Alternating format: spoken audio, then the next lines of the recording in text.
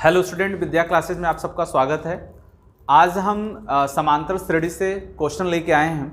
यह question board exam के लिए बहुत ही इंपॉर्टेंट है और मैं बार बार आपको बता रहा हूँ जितने क्वेश्चन आपको बताए जा रहे हैं सब बोर्ड एग्जाम से संबंधित हैं। आप केवल नोट्स बना के पुराने वीडियो को या जो नए नए क्वेश्चन मैं अपलोड करता जा रहा हूँ आप उसको बस नोट्स बना के रिवीजन करते रहिए, ठीक है। चलिए हम स्टार्ट करते हैं क्वेश्चन को। चूंकि अब हम लोग एग्जाम के काफ़ी नज़दीक हैं तो अब ये नहीं कि आपको फार्मूला नहीं पता है, फार्मूला याद कराना होगा। आप वो सब फार्मूला वगैरह आप रटते रहिए, याद करते रहिए, ठीक ना। और जो इंपॉर्टेंट क्वेश्चन है मैं उसको कराते चल रहा हूँ।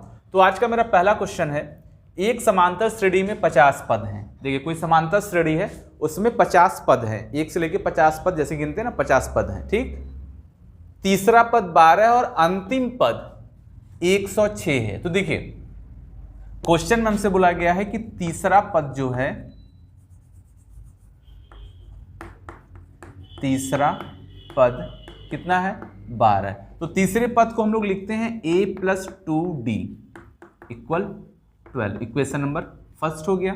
और अंतिम पद, देखो अब बात यहां आती है कि अंतिम पद किसको बोलते हैं। अंतिम पद है आपका 106। अंतिम पद का मतलब समझ रहे हैं, अगर आपके पास 50 पद हैं, ठीक ना, तो अंतिमवां पद कौन होगा, 50वां पद ही होगा ना।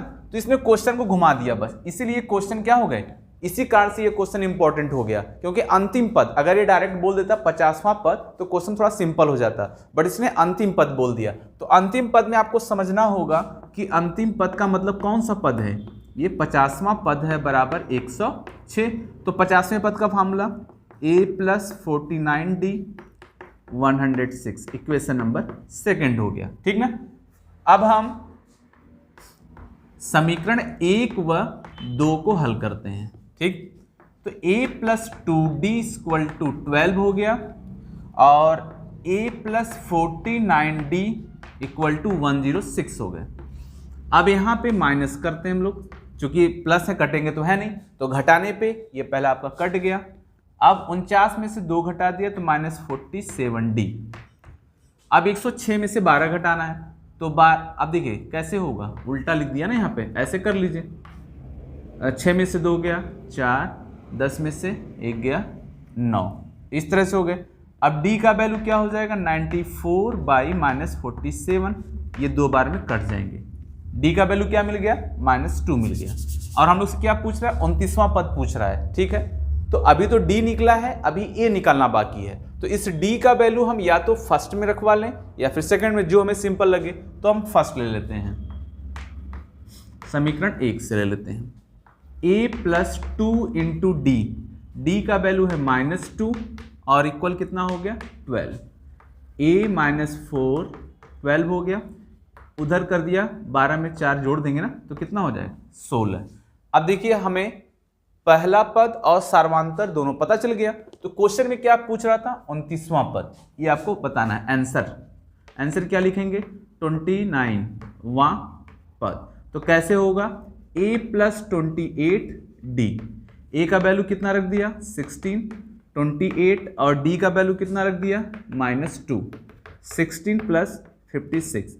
आप माइनस कर देंगे, जो वैल्यू आ गया वो आपके आंसर हो जाएंगे, ठीक ना। तो देखिए ये क्वेश्चन इंपॉर्टेंट रहा और बहुत ही सिंपल तरीके से क्वेश्चन ये सॉल्व भी हो गया। तो मैं चाहूंगा कि आप इस तरह के क्वेश्चन को प्रयास करिए। चलिए हम लोग दूसरा क्वेश्चन देख लेते हैं। चलिए नेक्स्ट क्वेश्चन हम लोग का आ गया है, यह भी समांतर श्रेणी से है, n पदों के योगफल पर है। और देखिए जैसे आप एग्जाम में लेट होते जाते हैं और पढ़ नहीं रहे हैं तो बाद में लोग कहेंगे ना कि भाई जैसा तुमने कर्म किया था कर्म का फल आपको मिला है। तो एक बात जान लीजिए आप, कर्म का फल हमें मिलता है ये आधी बात है, उससे कहीं बड़ी बात होती है कि हमें कर्म का फल तो जो मिलता है वो अलग है, सबसे ज़्यादा हमें ज्ञान का फल मिलता है। अगर कर्म का फल मिलता होता तो एक मजदूर बेचारा इतना काम करता उसे कितना फल मिल जाता है आपको पता है ना। अगर वो ज्ञानी होता, पढ़ा लिखा होता, समझदार होता तो कहीं और अच्छे से पैसे बना पाता। तो ये जो हम लोग आज तक सुनते आ रहे हैं कि कर्म का फल मिलता है हमें, ये आधी बात है। उसके बाद की बात ये होती है कि कर्म से ज़्यादा हमें ज्ञान का फल मिलता है। जैसे हम पढ़े लिखे रहते हैं वैसे ही हमें फल मिलते हैं। तो आप अपने आप को शिक्षित करिए, बैलों की तरह कर्म करने की जरूरत नहीं है। आप अपने आप को ज्ञानी बनिए, ज्ञान जब आपके पास रहेगा फिर कर्म करेंगे तब आपको उसको बहुत ही ज़्यादा फल मिलने वाला है, ठीक ना। तो ये मत सोचिएगा कि केवल हम ऐसे मूर्खों की तरह पढ़ते रहें, रोज पन्ना पलटते रहें तो हमें बहुत ज़्यादा फल मिल जाएगा। ऐसा कुछ नहीं है। आपको ज्ञान है तो आपका ज्ञान का फल आपको जरूर मिलने वाला है, ठीक। तो चलिए हम लोग इस क्वेश्चन पे आ जाते हैं और हमने जो बात बताई उसको आप ध्यान रखिएगा। बहुत ही सही बात हमने आपको बताई है कि कर्म का फल बाद में होता है बट ज्ञान का फल जरूर मिलता है हमें। तो आप ज्ञानी बनिए, आपको उसका फल बहुत अच्छा मिलने वाला है। ज्ञानी बनने के लिए आपको बहुत ज़्यादा मेहनत करना पड़ेगा। क्वेश्चन हम लोग का 636 योग प्राप्त करने के लिए समांतर श्रेणी 9, 17, 25 ... के कितने पद लेने चाहिए। अब देखिए हमें पद लेना है, इसमें कितने पद लेने चाहिए, यानी n का वैल्यू पूछ रहा है। ध्यान दीजिएगा, n equal to question mark आपको लगाना पड़ेगा। योग लिखा है Sn इक्वल टू 6, 3, 6। ये किसका वैल्यू हो गया, Sn का हो गया। श्रेणी कौन कौन है, 9, 17, 25 ... ये मिल गया। अब देखिए हमें क्या पूछ रहा है, n पूछ रहा है, Sn दिया है। तो क्या करना होगा, पहले यहां से हमें a का वैल्यू पता करना होगा, 9 हो गया।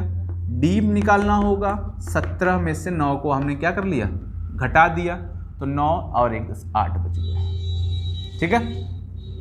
ये हमें d का वैल्यू मिल गया। अब हम जानते हैं Sn equal to formula, Sn equal to n/2 2a plus n-1 into d. अब क्या क्या हमें पता है और क्या नहीं पता उस हिसाब से सेट किया जाए वैल्यू। Sn का वैल्यू 636, n अपनी जगह पर है, 2 इंटू a का वैल्यू कितना है 9, फिर n का वैल्यू हमें नहीं पता है, d कितना दिया हुआ है 8। इस तरह से बना लिया, ठीक है। अब देखिए क्वेश्चन सॉल्यूशन आपको अपने तरीके से करना होता है। मैं कैसे बता रहा हूं, जो मुझे सिंपल लग रहा है कि मैं बच्चों को बता दूं, बच्चों को आ जाए। बच्चे इससे भी सिंपल तरीके से कर सकते हैं या कुछ बच्चे इससे भी टफ तरीके से कर सकते हैं। लेके आए हैं जो कि बोर्ड एग्जाम में 4 नंबर के आते हैं और ये 2 चर वाले रैखिक समीकरण से जुड़े हुए क्वेश्चन हैं। और ऐसे में बहुत सारे क्वेश्चन लगा दिए हैं और जो छूटता जा रहा है कि मतलब हमने ना बताया हो और वो एग्जाम में आने के चांसेस हैं, तो मैं उसको भी बता दे रहा हूं ताकि आपकी तैयारी में कोई कमी ना रहे, ठीक ना। तो चलो पहला क्वेश्चन हम लोग शुरू करते हैं। और हाँ, जब आप पढ़ना शुरू करिए तो कॉपी पेन लेके बैठिए, नोट्स बनाते रहिए, तैयारी आपकी होती रहेगी। तो क्वेश्चन हम लोग का है, 2 संख्याओं के वर्गों का अंतर 180 है, छोटी संख्या का वर्ग बड़ी संख्या का 8 गुना है, दोनों संख्याएं ज्ञात कीजिए।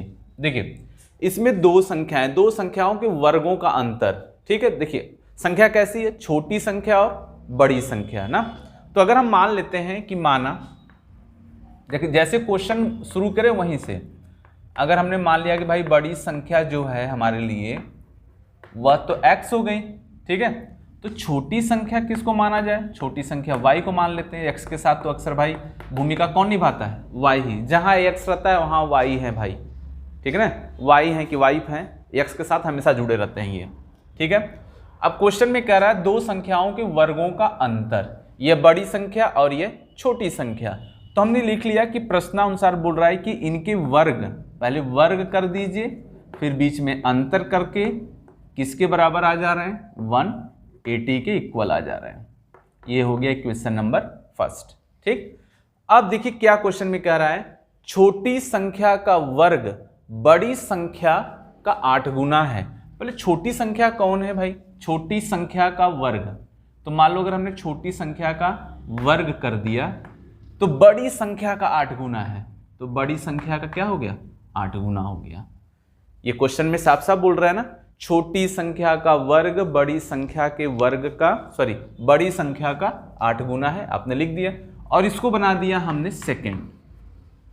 चलो भाई y वाले को सेकंड बना दिया, y² इक्वल टू 8x हो गया। अब देखिए यहाँ y² है तो वैल्यू अगर पुट कर दें, हम यहाँ पे लिख देते हैं कि समीकरण 1 व 2 से लिख लिया जाए, ठीक है। एक क्या है x² और यहाँ पे क्या है वाई स्क्वायर के प्लेस पे क्या लिख दिया 8x और सामने कौन हो गया 180, या फिर x square minus 8x minus 180 equal to 0। अब इसके बाद देखिए यहाँ तक तो हम लोग पहुँच चुके हैं। अब हमें इसका फैक्टर करना होगा, गुणनखंड करना होगा कि दो संख्या ऐसा बताओ गुणा कराने पे 180 आ जाए, जोड़ने घटाने पे 8 आ जाए। तो अगर हमने 18 गुणे 10 कर लिया तो 180 और 18 में से 10 घटा दिया तो कितना हो गया 8 हो गया। तो करते हैं x square 18x plus 8x, sorry 10 बोला गया था ना, और माइनस 180 इक्वल टू 0 हो गए। ये दोनों एक साथ, ये दोनों एक साथ, x कॉमन कर लिया तो मिल जाएगा x माइनस 18, यहाँ से 10 कॉमन कर लिया तो x माइनस 18 इक्वल टू 0 हो गया। अब देखिए यहाँ तक तो हम लोग पहुँच गए। अब इसके बाद की जो संख्या है, अब देखिए यहाँ पे x माइनस 18 इनको कॉमन कर लिया, x माइनस 18 हो गए। दूसरे ब्रैकेट में x प्लस 10 इक्वल टू 0। अब हमें वैल्यू को यहाँ बताना पड़ेगा, x माइनस 18 इक्वल टू 0, तो x का वैल्यू कितना हो गया 18। फिर यहाँ पे x प्लस 10 इक्वल टू 0 हो गया, तो x का वैल्यू हो गया माइनस 10। तो माइनस की वैल्यू नहीं ली जाती, हमने x इक्वल टू 18 को ले लिया, x निकल गया। चूंकि हमें क्या बताना है, दोनों संख्याएं ज्ञात करनी है, x को भी बताना है और y को भी बताना है, ठीक है। x का वैल्यू क्या निकल गया 18। अब हमें y बताना होगा, तो y के लिए क्या करना होगा, यहाँ पे देख लेते हैं, यहाँ स्पेस है तो y कैसे निकलेगा। अगर हमने लिख दिया कि समीकरण 2 से, तो y square equal to 8 into यहाँ पे x लिखा हुआ, तो x के प्लेस पे हम रख देंगे 18। चलिए 18 कर लिया, तो y ये हो गया इधर रूट में 18 ऐसे। अब इसका फैक्टर कर लेते हैं हम लोग, 8 को लिख देंगे 2 दूना 4 दूना 8, 18 को लिख देंगे 9 दूना 18, ठीक है। 9 का वर्गमूल क्या हो जाएगा 3, इसका देखिए जोड़ा लग गया, इसका लग गया, तो 1 2 यहाँ से 1 2 यहाँ से, तो 3 दूना 6 दूना 12, ठीक है। तो ये हम लोग का क्या हो गया, हाँ ये बड़ी संख्या क्या हो गई 18 हो गई और छोटी संख्या क्या हो गई 12 हो गई। ऐसे करके आंसर लिख देंगे। तो देखिए ये हम लोग का पहला क्वेश्चन सॉल्व हो गया, ठीक है। चलिए हम लोग दूसरा देख लेते हैं।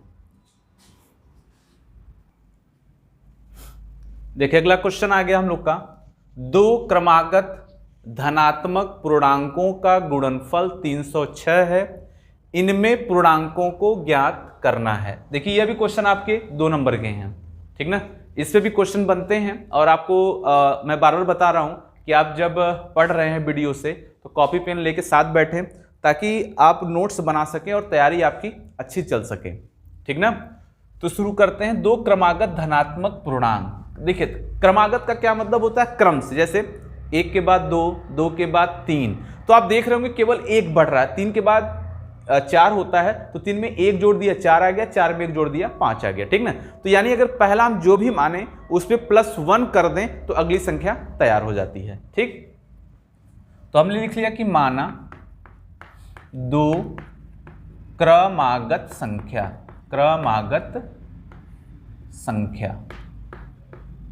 ऐसे लिख लिया, ठीक है। तो पहला तो x हो गया, तो दूसरा कौन हो जाएगा, 1 जोड़ दीजिए, x + 1 है, ठीक है।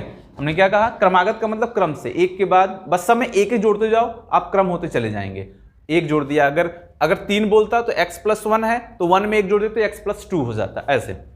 गुणनफल, तो गुणनफल कर दो, x + 1 का गुणनफल हो गया 306 हो गया, ठीक है। अब इंटू कराइए, x का x में करा दिया, x² + x और 306 हो गए। या फिर अब हमें इसको तो सॉल्व करना होगा, x² + x - 306 = 0। अब 306 का हमें क्या करना होगा, फैक्टर करना होगा। कौन कौन सी संख्या हमें मिलेगी जिसको हम यहाँ पे रख पाएं। अब देखिए एक्चुअली क्या करना है, हमें 2 संख्या लेना है गुणा करने पे,